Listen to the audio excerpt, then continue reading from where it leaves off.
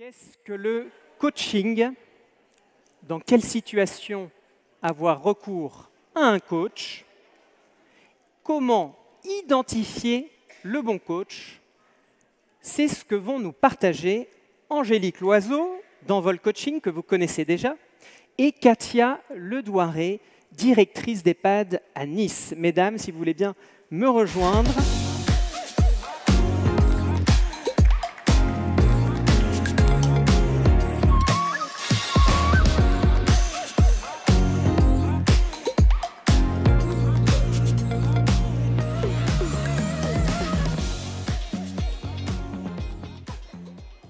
Angélique, rebonjour.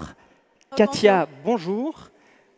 Katia, vous avez un parcours professionnel assez exceptionnel puisque vous avez commencé votre carrière comme ASH, agent de service hospitalier, puis vous êtes devenue aide-soignante et responsable d'unité de vie avant de devenir directrice d'EHPAD, d'abord à Rennes, puis depuis 2016 à Nice. Et à 2 reprises, au cours de votre carrière, vous avez eu recours au coaching. Pourquoi? À quel moment précisément? De quelle façon? Qu'en avez-vous retiré? Voilà ce que vous allez nous partager. Angélique, Katia, c'est à vous. Merci. Alors, le coaching, effet de mode ou véritable outil? On va vous laisser vous faire votre propre avis. Mais avant ça, on va essayer je vais essayer de vous apporter un éclairage, un petit rappel sur ce que c'est que le coaching, à quel moment on peut en faire, pourquoi, à l'initiative de qui le déclenche. Voilà, on va faire un rappel sur ça, mais on va aussi parler de ce que ce n'est pas, des limites aussi. Et puis, je terminerai sur comment s'assurer du sérieux de la méthode, puisque le coaching amène souvent un avis assez tranché, c'est peut-être le cas dans l'Assemblée, avec soit on est pour, voilà, on a envie de cette méthode-là, ou parfois on a énormément de réticence, on se demande même un peu ce que c'est, parce que ce terme coaching est de plus en plus employé, mais est aussi employé pour tout et n'importe quoi. Et c'est ce qui biaise un petit peu l'image aussi qu'on peut en avoir et le doute qui peut s'installer. Alors, on a tous connu le coaching dans le domaine sportif, hein, ça a d'ailleurs démarré comme ça. Et puis, de plus en plus, c'est venu intégrer le monde de l'entreprise au sens large pour aller jusqu'au développement personnel. Une fois du coup qu'on aura repris ces différents points, je laisserai du coup la parole à Katia qui pourra partager avec vous ses expériences du coaching. Alors le coaching, qu'est-ce que c'est et à quoi ça sert? L'idée du coaching, c'est de pouvoir faire un pas de côté, un pas de recul. On l'a dit depuis ce matin, vous êtes sur des fonctions où tout va très vite. Vous passez d'un sujet à l'autre, d'un sujet très terrain à peut-être de la stratégie, des échanges avec l'ARS, enfin bref, vous passez de sujet à l'autre. Vous avez l'habitude de vous adapter, de faire face, de renouveler vos idées, les possibles, trouver des solutions. Mais parfois, et vous avez peut-être déjà été confronté à ça, eh bien, alors soit parce qu'il y a une accumulation de difficultés, soit parce qu'on en a aussi parlé ce matin, l'équilibre vie pro, vie perso n'est plus tout à fait au bon niveau, et donc il y a une fragilité de votre part, vous avez du mal à vous y retrouver, vous ne trouvez pas suffisamment de ressources. Et donc, du coup, on ne sait plus trop par quel bout le prendre. Voilà, ça vous est peut-être arrivé, cette sensation de dire « Waouh, là, je me sens un peu dépassée ». Ça ne change pas vos compétences, ça ne change pas toute votre richesse, mais à un instant T, il y a du mal à mobiliser, du coup, votre potentiel, vos compétences. Le coach va être la personne, alors on va en reparler dans les limites, ce n'est pas l'expert, hein, ce n'est pas celui qui sait tout sur tout, c'est celui qui va vous aider à faire ce pas de côté pour pouvoir analyser la situation différemment, sous un autre angle. Peut-être apporter un peu plus d'objectivité dans la situation que vous rencontrez. Vous l'avez aussi peut-être ressenti, c'est que parfois, eh bien, on se laisse un peu dépasser par le côté émotionnel. Parce qu'il y a des situations qui nous touchent plus, parce qu'il y a des situations qui parfois viennent vous toucher personnellement et pas le directeur, ça dépasse une certaine limite. Et donc l'émotionnel prend le dessus, et donc la capacité d'analyser la situation de manière objective devient plus difficile. Et quand on n'arrive pas à analyser une situation de manière objective, eh bien du coup, ces points de blocage vont rendre plus difficile votre capacité à trouver des solutions. Donc le coaching, il va servir à ça. Après, alors, les thématiques, hein, c'est très différent, c'est très variable. On peut avoir des thématiques autour de travailler sa posture managériale, retravailler la stratégie. Parfois, on a des mises en place de CODIR. Et il y a besoin voilà, de créer, d'impulser une dynamique. Donc, on peut être sur des sujets extrêmement variables. Alors, ce que ce n'est pas le coaching, je l'ai un petit peu dit tout à l'heure, en tout cas, le coach n'est ni un formateur, ni un consultant, ni un thérapeute. Ce n'est pas celui qui va vous dire « vous devez faire ça et voilà les étapes par lesquelles vous devez passer ». L'expertise, métier, c'est vous. Hein, la compétence, c'est vous. Le coach va vous permettre simplement, comme je disais, cette prise de distance, rassembler votre potentiel, vos idées, votre capacité à, et après, c'est vous qui allez dérouler. Donc, parfois, on confond cette posture de formateur, de consultant, on fait un audit, voilà, avec un plan d'action derrière, et même parfois la posture de thérapeute. Puisque même si on est dans le domaine professionnel, le coaching professionnel, parfois, on aborde un peu la question du développement personnel. Parce qu'on n'est pas séparés en deux. Hein. Y a pas le pro et le perso de l'autre côté. On vit la fonction aussi comme on est. Hein. Donc parfois, on a cette frontière-là. Par contre, le coach n'est pas non plus le psychologue. Les formats du coaching peuvent être très différents en fonction des problématiques, en fonction des besoins. Parfois, on va avoir recours à ce qu'on appelle un coaching un peu flash.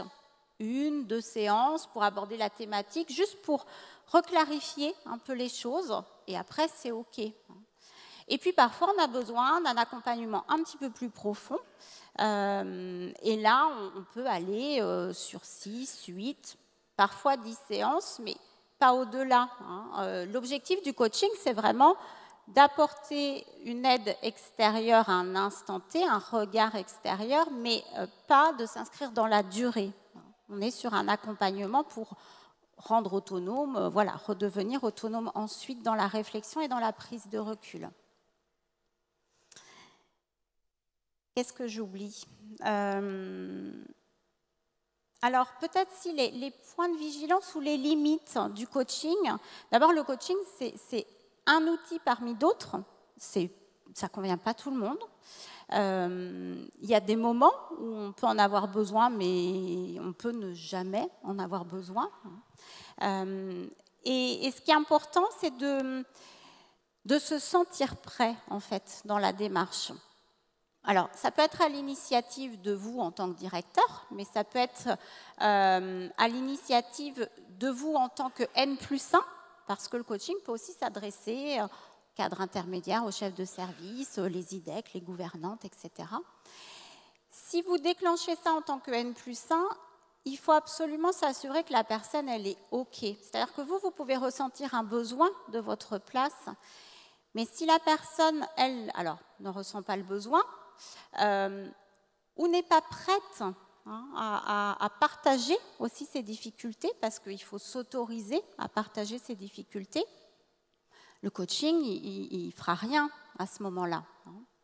Donc ça, c'est une limite, c'est s'assurer d'être prêt, d'avoir envie de cette ouverture-là et de pouvoir s'autoriser à dire bah, « là, j'y arrive pas ». Voilà. Là, dans cette situation, je ne sais pas par quel bout le prendre, je n'y vois pas clair, je ne trouve pas de solution et peut-être même parfois, j'ai une vision plutôt négative qui m'empêche d'avancer.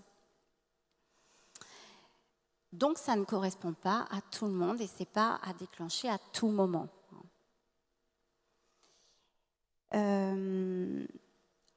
Alors, si peut-être aussi sur comment s'assurer du sérieux de la méthode. Comme je disais tout à l'heure, le coaching, on en entend beaucoup parler. Les personnes qui se disent coach en tas de sujets d'ailleurs, il y en a plein. Pour pouvoir choisir son coach, parce que vous devez le choisir, alors déjà c'est une question de personne, hein, de sensibilité. Il y a un choix qui se fait comme ça aussi, hein, pour comme je vous le disais, hein, pouvoir être à l'aise, se sentir en confiance. Voilà. Donc il doit y avoir un feeling. Et après, pour s'assurer justement qu'on ne va pas être sur un accompagnement plutôt effet de mode, vous pouvez chercher un petit peu comment cette personne s'est formée au coaching. Vérifiez ça. Parce que c'est un métier en fait, hein. On ne s'improvise pas coach. Voilà, il y a des formations, il y a une certification, il y a un diplôme universitaire. Donc vous pouvez vous assurer un petit peu de cette méthode, de cet accompagnement en allant cibler aussi un petit peu plus sur le coach en question. Est-ce qu'il fait partie d'une fédération ? Vous, en tant que directeur, vous faites partie d'une fédération, c'est ce qui vous amène la prise de recul, c'est ce qui vous permet l'échange entre pairs, voilà, parfois de l'analyse ou de bonnes pratiques, d'échange de bonnes pratiques entre vous, vous entretenez du coup votre posture comme ça, et bien les coachs c'est pareil. Il existe des fédérations, de la supervision, qui va permettre au coach de rester justement dans cette posture de coach et pas basculer, comme je vous le disais, dans une posture de formateur ou de consultant. Vous pouvez aussi vérifier qu'au démarrage de ce coaching, il y ait bien un objectif de poser. Ce n'est pas un accompagnement pour un accompagnement. Alors oui, on discute, on échange des problématiques, mais il y a une méthode dans le coaching. Pour qu'il y ait cette méthode, c'est qu'il faut déjà se mettre d'accord sur un point de départ et là où on veut aller. Souvent, ça d'ailleurs, ça apparaît dans un contrat. On fixe, on s'engage voilà, sur ce point à atteindre. Donc ça, moi, je vous invite aussi à veiller à ça, pour être dans un processus qui va être clarifiant et qui va être aidant pour vous. Voilà, peut-être qu'on peut passer à la partie expérience pour faire le lien avec ce que je viens de dire. Si tu veux. Merci Angélique, bonjour. Alors moi j'ai 2 expériences effectivement. La première il y a plus de 10 ans, hein, donc ça passe vite. J'avais participé à une formation management sur, vous connaissez tous, hein, les profils. Pour bien manager, il faut déjà bien se connaître. Et puis il y avait à la fin de cette formation possibilité d'avoir un coaching. Bon, à l'époque je ne savais pas du tout ce que c'était un coaching. Je me suis dit native curieuse, allons-y. Ça faisait déjà un moment que j'étais sur mon établissement à Rennes. Je me posais pas mal de questions professionnellement. Voilà, mon établissement fonctionnait, j'avais cette chance-là. Je fais partie d'un groupe, je ne savais pas à quoi j'aspirais. Donc le coaching, effectivement, tombait plutôt bien. Je m'interrogeais professionnellement. Du coup, alors effectivement, comme l'a dit Angélique, quand on fait le coaching, effectivement, on parle de la vie professionnelle, c'est la première clé d'entrée, mais on parle évidemment au niveau personnel. Et puis ce coaching m'a permis, sur un temps où je me posais la question sur l'établissement qui allait bien, sachant que cet établissement, il y avait un projet d'une réouverture pour agrandir, parce qu'il avait une capacité de 66 lits. Donc, c'est ce qui me motivait à rester. J'ai bien compris que le groupe voulait que je reste, mais qui me faisait patienter, mais que ça n'allait pas venir. Du coup, le coaching m'a permis... il y a une prise de connaissance avec la personne. Je ne l'avais pas choisie à l'époque, mais étant curieuse, voilà. Donc, il y a une première étape, on apprend à se connaître.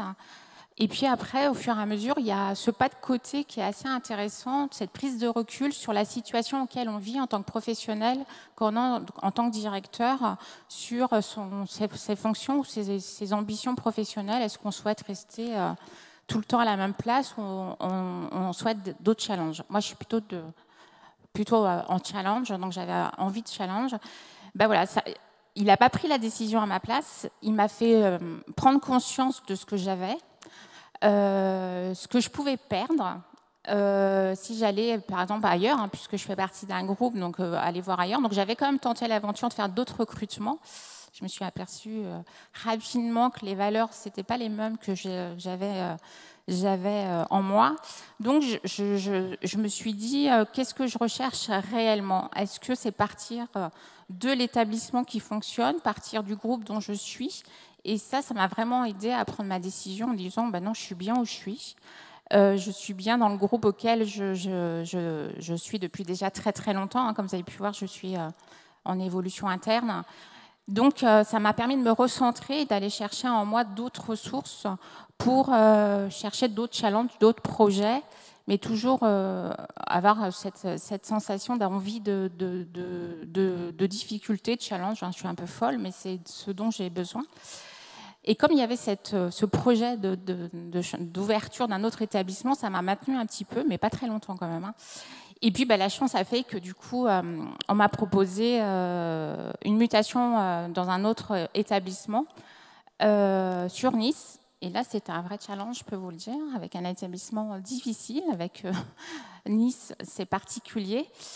Et donc voilà, donc ce coaching a été pour moi, j'y allais comme ça de façon très, très spontanée en disant qu'est-ce que ça va m'apporter. Au début, je me suis dit ça va rien m'apporter parce que un coaching, je le connais pas, je sais pas ce qu'il veut, je suis pas psy, il est pas psy, mais bon, je me suis dit allez, testons. Et puis ça a été vite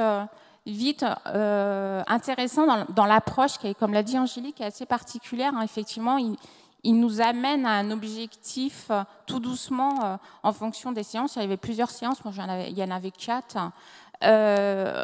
Au début, on s'inquiète un peu, on se dit ouf.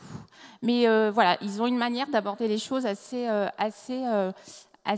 particulière. Ils ont leur processus et on se prend dans leur processus.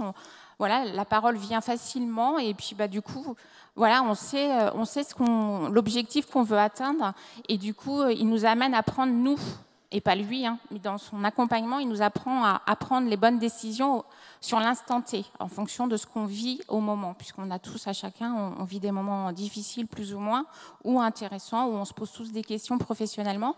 Et là, moi, ça m'a vraiment aidé en disant, voilà, je sais ce que je veux, je sais ce que j'ai plus envie, et ça m'a aidé. Donc, c'est la première expérience. Et puis, dernièrement, ça je pense que ça va tous vous parler en tant que directeur, l'expérience on a vécu tous la crise sanitaire, on a tous été fortement impactés, nous en tant que directeur d'EHPAD, et notre groupe nous a proposé de pouvoir participer à un coaching si on le souhaitait. Honnêtement, je me suis dit, encore une fois, ok, pourquoi pas. Et puis là, c'était complètement différent. Ce n'était pas sur un projet professionnel, savoir où était ma place, qu'est-ce que je voulais pas. C'était plutôt prendre soin de soi. Et effectivement, en tant que directeur, on prend beaucoup soin des autres. Mais pour ma part, bien sûr, hein, on s'oublie un petit peu en tant que personne, en tant qu'individu. Et là, ce coaching, il a plutôt été cette prise de conscience sur comment vous allez. Et c'est vrai qu'on demande, nous, en tant que directeur, aux autres, comment vous allez, mais nous, on ne nous demande pas comment on va, quoi. Donc, déjà, très surprise de la question. Et là, on travaillait plutôt sur les émotions, sur la prise de recul, sur cette situation difficile que nous avons tous vécue. ce qui a été source en vous, ce qui a été le plus difficile, ce qui a été positif, est-ce qu'il y a encore des traces au niveau des émotions, est-ce qu'il y a encore des blocages? Et là, encore, une autre manière d'approche complètement différente de la première. Ça a été assez intéressant de se dire, j'ai pris conscience, après ces 2 séances de coaching, j'ai pris conscience qu'en tant qu'individu, en tant que personne, on a d'énormes ressources personnelles et émotionnelles. Mais on ne s'en rend pas compte parce qu'en tant que directeur, on y va, on fonce et on avance, on est là pour les autres, on est là pour les équipes, on est là pour les résidents, on est là pour les familles. Et puis on fait le job, quoi. Et puis on ne se pose pas de questions comment nous on va. Et là, c'était vraiment cette prise de conscience en me disant, ah ouais, on a fait tout ce parcours. Alors je suis désolée, mais je vais quand même vous dire, j'ai eu la chance, j'ai été épargnée par le Covid. Je pense que ça a été plus facile, j'avoue, en termes d'émotion, en termes de culpabilité, etc. Néanmoins, quand il fallait être en cellule de crise tous les matins et puis que le gouvernement, le dimanche soir à 20h, vous avez tous connu, qu'il fallait tout changer les recos, et vas-y qu'on recommence. Donc ça, c'était quand même assez compliqué. Mais ce coaching m'a vraiment permis de me dire, ah ouais, Katia, tu as fait tout ce chemin-là pour arriver à cette prise de recul, à pas trop d'avoir d'impact en tant que professionnel et en tant qu'individu. Honnêtement, je n'en avais pas conscience tant qu'on ne se pose pas, parce que nous, directeurs, je pense qu'on ne se pose pas assez pour faire un peu un 360 et se dire, OK, comment ça se passe pour moi, perso. Donc voilà, c'était assez intéressant. Elle n'était pas là. Le coaching, c'est pas là pour nous juger, c'est pas là pour prendre un avis sur ce qu'on est ou ce qu'on n'est pas. C'est plutôt là pour nous orienter dans le chemin qu'on souhaite ou dans le questionnement qu'on souhaite, avec une vision complètement neutre. Et j'ai trouvé ça assez intéressant. D'avoir un avis extérieur qui nous connaît pas, qui n'a pas d'a priori sur nous, et de pouvoir poser en disant bah oui, ça c'est positif, ou alors nous mettre en garde, faites attention à vous, parce que peut-être toujours avoir la tête dans le guidon, il faut aussi vous préserver. Donc je trouvais moi personnellement assez intéressant de pouvoir en bénéficier. J'étais pas particulièrement favorable ou fan, pas du tout, désolée Angélique.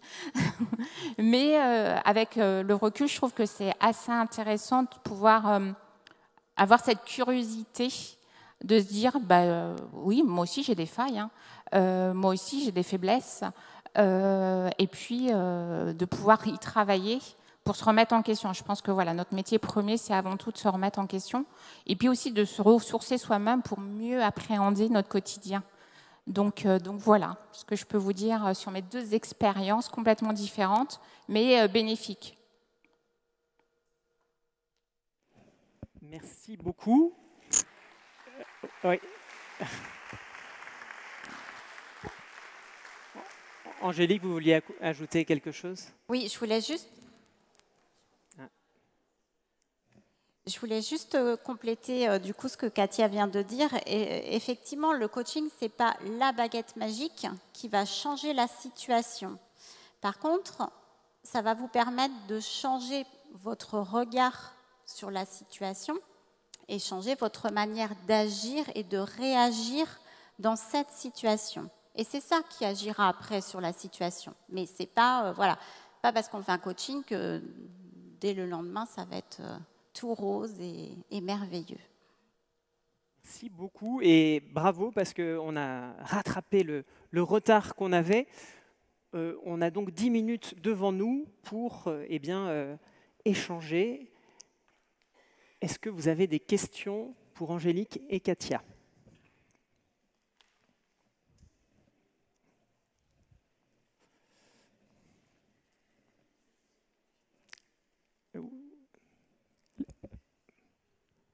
N'ayez pas peur.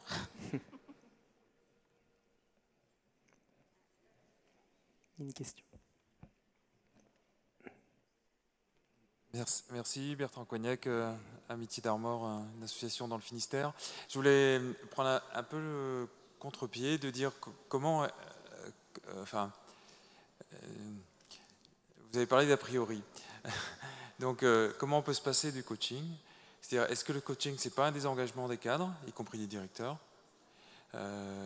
Et puis, quelle est la place, justement alors, moi, je me place plus dans la situation où je suis directeur général d'une association avec des directions d'établissement. Donc, et des questions se posent effectivement sur des accompagnements de certains directeurs, certaines directrices ou de leurs équipes de cadres. Et donc, la question que je me pose, c'est comment ne pas faire à la place d'eux, c'est-à-dire de sous-traiter les problèmes qu'en tant que manager, on ne règle pas. Et même si je crois à l'intérêt de la démarche, comment après se replacer ou l'articuler avec le management du quotidien ou celui qui va durer ou reprendre pour ne pas devenir entre guillemets dépendant du coaching ou d'avoir juste retardé certaines difficultés sans vraiment les résoudre. Voilà. Merci.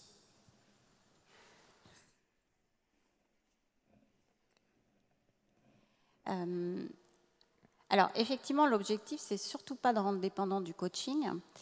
Après, c'est deux choses complémentaires. En tant que DG, vous accompagnez vos directeurs, ou en tant que directeur, vous accompagnez votre équipe de chefs de service.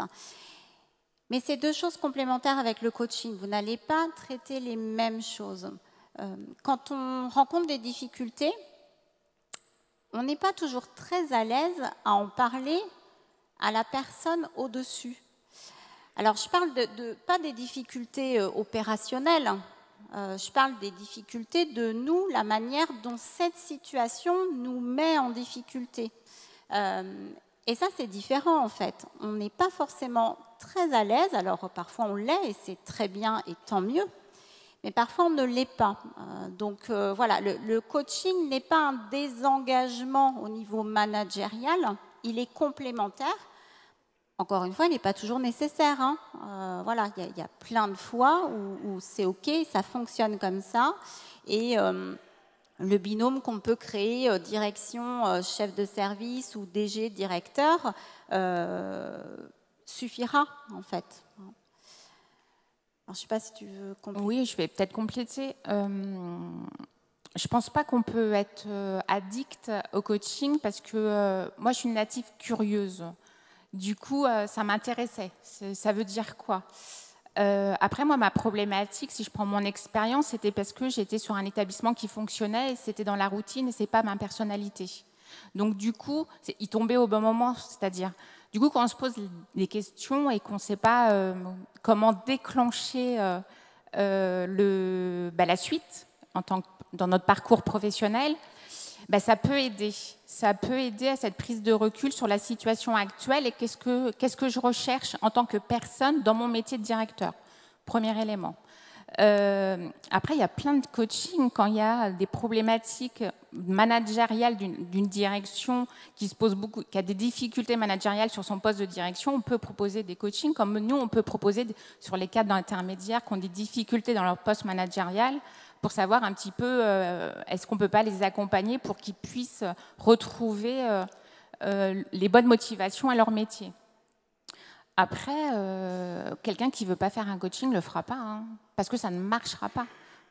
Parce qu'il faut vraiment avoir cette envie de se dire, je me mets à nu. Et ce n'est pas facile de se mettre à nu quand on a des hautes responsabilités auxquelles on a une posture en tant que dirigeant. Mais après, c'est un choix très personnel de se dire on est un individu avant d'être directeur. Et si on veut bien manager et d'être bien aligné avec soi-même, je pense que ça peut valoir le coup. Juste pour compléter sur comment on peut éviter aussi le coaching si vraiment on n'a pas envie de passer par cette étape-là, il y a plein de manières. Alors déjà, au travers de la FNADEPA, vous avez plein de supports d'échanges entre vous. Là, le congrès en fait partie, mais chaque fédération anime aussi des temps où ça vous permet d'échanger sur vos pratiques, de prendre du recul, de vous confier à un collègue. Et je sais aussi qu'il y a des groupes, des fédérations qui, au niveau des départements, ont mis en place des temps de CODEV. Le CODEV peut permettre ça. Hein. Simplement, il y a des personnes qui, le côté collectif, ne va pas être aidant pour partager les difficultés. C'est ce qu'on évoquait là. Et donc, à ce moment-là, le côté individuel du coaching peut être intéressant. Mais voilà, on peut le faire de d'autres manières. Ça répond à votre question? Je voulais juste intervenir pour rebondir à la question de Bertrand et peut-être un tout petit complément par rapport à ce qui vient d'être dit, du point de vue de directrice coachée aussi. Qu'en fait, pour moi, vraiment, la clé pour distinguer soit la thérapie, soit le management du coaching, c'est à chaque fois, ce que ça m'a apporté, c'est une envie de travailler sur mes freins internes.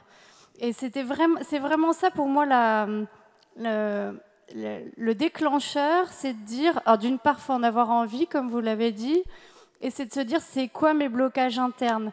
Et dans les démarches de coaching que j'ai pu faire, à chaque fois, en fait, je partais d'une problématique et d'une chose sur laquelle je voulais avancer, mais j'y arrivais pas, et de se dire, c'est quoi l'histoire que tu te racontes pour te dire que tu vas pas y arriver? Et à chaque fois, le coaching m'a aidé à mettre le doigt sur mes blocages internes ou sur les freins que je mettais moi-même. Parce qu'en fait, c'est cette prise de conscience que les plus gros freins, ils ne sont pas à l'extérieur, ils sont dans ce que je pense et dans l'histoire que je me raconte.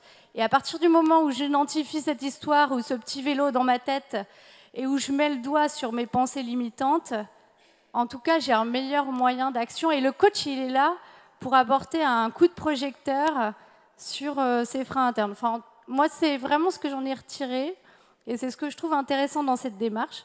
Donc, ce n'est pas un truc qu'on va faire tout le temps, ce n'est pas magique, mais à partir du moment où on se dit, je bloque tout le temps sur le même type de situation, je bloque tout le temps sur...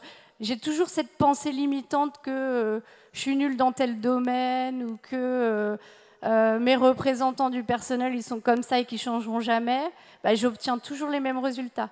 Et à partir du moment où j'ai identifié ça, où j'ai envie de le changer, le coach il va pouvoir m'aider à changer ça. Bon, c'est ma petite contribution. Merci. Complètement. Merci beaucoup. Merci. Et du coup, je me permets de rebondir sur ce que vous venez de dire. En effet, est-ce qu'il y a des déclencheurs, enfin des moments clés où là on se dit oui, on a besoin d'un coach. Donc Madame parlait de ses pensées limitantes. C'est un signe en effet qu'il y a peut-être besoin d'un accompagnement. Est-ce qu'il y en a d'autres? Pour ma part, alors je vous rejoins totalement. Effectivement, quand on se pose la question, est-ce que je continue à diriger le même établissement? Il y a quand on fait partie d'un groupe, c'est plus facile parce qu'il y a des opportunités. Est-ce que j'ai encore envie de faire ce métier? Parce que voilà, c'est un métier pas facile. Et toutes ces questions qu'on se pose effectivement de façon très personnelle, et parfois on n'ose pas avancer ou on n'ose pas franchir le pas. Effectivement, le coaching peut nous aider, nous guider sur l'orientation qu'on souhaite sur notre parcours de professionnel. C'est plutôt une guidance, mais les décisions nous appartiennent. Et Angélique, en effet, lorsque des situations se reproduisent, on arrive toujours au même résultat. C'est aussi un signe que peut-être là, il y a quelque chose à changer en nous? Oui, effectivement, je rejoins le témoignage. Quand on est face à des situations et qu'on a des points de blocage qui peuvent se répéter ou la sensation d'être enfermé dans quelque chose et de ne pas réussir à s'en extraire ou à sortir un petit peu de tout ça, ça peut être effectivement intéressant d'envisager cette prise de recul extérieure. Alors, il y avait une autre question, vous m'avez dit, par là-bas. Ok, monsieur. Ça rejoint un petit peu ce que vous disiez. J'avais l'impression, à vous entendre, que quelque part, c'est un peu le hasard qui a fait qu'à un moment donné, on se sent dans un truc un peu flottant et on croise un coach dans sa vie et on y va, quoi. J'ai pas l'impression que ça résulte d'un business plan, là, où tout d'un coup, pouf, ça s'impose, là, ça sera le coach. Et je voulais avoir votre avis là-dessus, en me disant, effectivement, comme j'ai envie de dire, vous faisiez le parallèle avec, je sais pas, la rencontre d'un psychologue, ou à un moment donné, c'est peut-être pas forcément de se dire je vais aller chercher un psychologue parce que j'en ai besoin, c'est aussi parce qu'on a croisé dans sa vie quelqu'un qui nous inspire, avec qui ça va bien passer et pas avec l'autre. J'ai l'impression qu'il y a un truc un peu comme ça, c'est-à-dire que comme s'il fallait qu'on ait en filigrane dans l'arrière-plan, dans la tête, le dit que si un jour je croise une situation, il faut que ça vienne s'allumer l'ampoule coach, quoi. Vous voyez ce que je veux dire? Non, je pense qu'il faut saisir les bonnes opportunités. C'est ça. C'est ce que je disais, c'est un peu au hasard des rencontres et des opportunités. Enfin, pour ma part, c'était lors d'une formation. Le premier coaching auquel j'ai souhaité participer, c'est suite à une formation management. Du coup, voilà, étant curieuse, enfin, je trouve qu'en tant que directeur, on a cette curiosité d'apprendre et puis de savoir se dire. Et moi, ça tombait bien au moment auquel moi-même je me posais des questions. C'est ce que je dis. Ouais, du coup, alors c'est pas un psychologue, hein, parce que du coup, c'est ni un thérapeute. Mais après, moi, c'est mon cas de figure à moi. Donc après, je connais d'autres personnes où c'était très différent. C'est parce que le métier de directeur était pour eux très difficile suite à la crise sanitaire. Et là, c'était plutôt sur une reconversion professionnelle. Et ça l'a aidé. Voilà. Après, toute situation est différente. Moi, c'était celle-ci, en tout cas. Pour rebondir sur ce qui vient d'être dit, alors là, effectivement, dans l'expérience de Katia, c'est que l'idée a été soumise et ça correspondait à un moment où, voilà, potentiellement, ça pouvait être nécessaire. Moi, la plupart du temps, quand je suis sollicitée, c'est qu'on part d'une problématique. Et à ce moment-là, voilà, on travaille par rapport à ça. Mais ce n'est pas une opportunité, c'est qu'on part vraiment d'une problématique, d'une situation particulière où là, il y a un besoin. Le besoin m'est formulé quand on me sollicite. C'est rarement, en tout cas pour ma part, quand j'interviens, c'est rarement dans le cadre d'une opportunité. Katia, Angélique, merci beaucoup de votre témoignage.